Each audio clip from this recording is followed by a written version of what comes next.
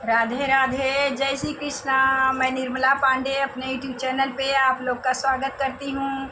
YouTube family, मैं एक कजरी गीत गा रही हूँ। आप लोग को अच्छा लगे तो लाइक शेयर सब्सक्राइब करना ज़रूर और भूलना मत। अपने आंटी जी को ज़्यादा सपोर्ट करिए, ज़्यादा से ज़्यादा सपोर्ट करना। चैनल को थोड़ा ही बाकी है, ज़्यादा नहीं बाकी है, थोड़ा बाकी है।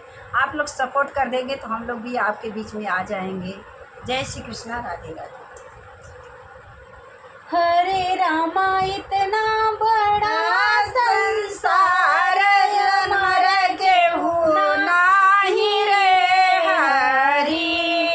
हरे रामा इतना बड़ा संसार अमर केहू नाही रे हरि।